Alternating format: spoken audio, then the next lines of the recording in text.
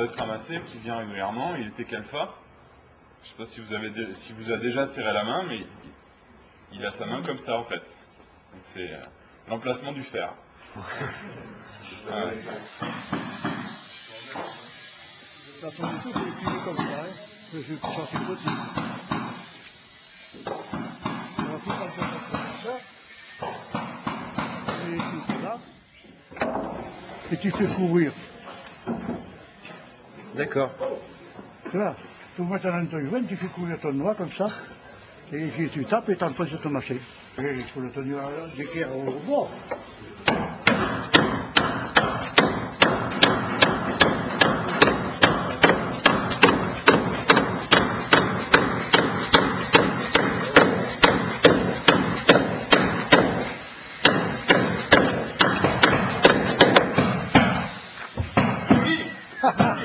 Alors là, oh, peut-être Le calfatage, c'est l'art d'enfiler un cordon de textile, chanvre ou coton, entre deux planches de bordée, de manière à scinder la coque et à l'étanchéifier. Il y a deux objectifs qui justifient le calfatage. Le premier, c'est de scinder les bordées les uns par rapport aux autres pour que le bateau ne puisse plus se voiler. Donc effectivement, quand on a deux bordées qui sont serrées l'un par rapport à l'autre, ils ne peuvent plus jouer dans le sens de la longueur. Donc on a un bateau qui se tient de lui-même. Et le deuxième objectif, c'est effectivement d'étanchéifier tout simplement, de limiter les entrées d'eau lors de la mise à l'eau, en attendant que le bois est gonflé et touche bois contre bois.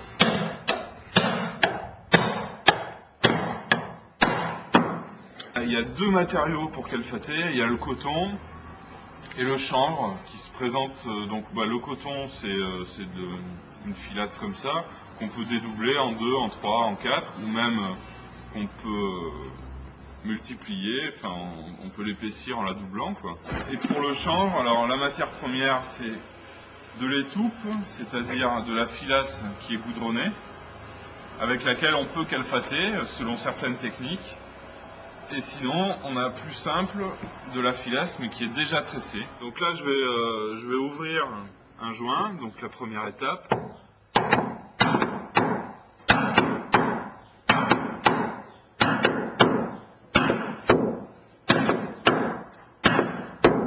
Si on regarde bien, je ne touche jamais le fond du joint, simplement je glisse. Alors ensuite, je prépare un petit cordon. Alors là, pour la démonstration, on va faire un petit morceau. Je le dédouble parce que c'est pas un joint qui est très ouvert.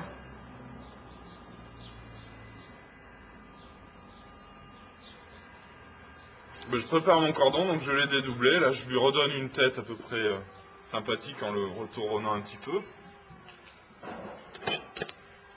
Je prends mon fer, donc là je prends le fer plat de 1 mm, donc sinon j'en ai un plus gros mais qui ne serait pas du tout adapté à ce type de joint.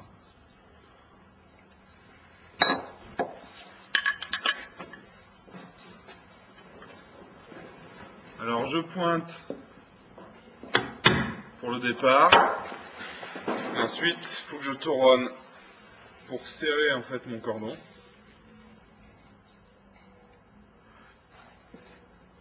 Voilà. Et là, je le pointe tout au bout. Alors, si je faisais une ligne entière, là j'aurais commencé tout au bout du tableau et j'aurais été le pointer à l'étrave.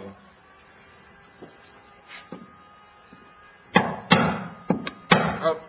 Et alors, entre-temps, pour toujours rester bien en face du joint, je peux le piquer à certains endroits qui sont nécessaires. Voilà.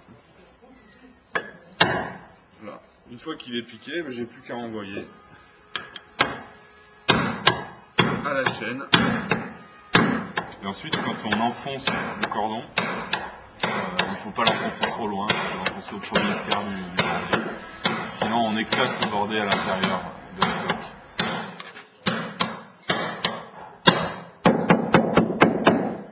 Voilà. Là c'est fini, donc ensuite il faudra poncer parce qu'on a abîmé les bords du bordé quand même là en tapant. Poncer, ensuite on enverra du mastic de vitrier dans les joints pour simplement rendre la coque lisse et éviter qu'elle ait des reliefs, quoi. Et ensuite ce sera la peinture du bateau.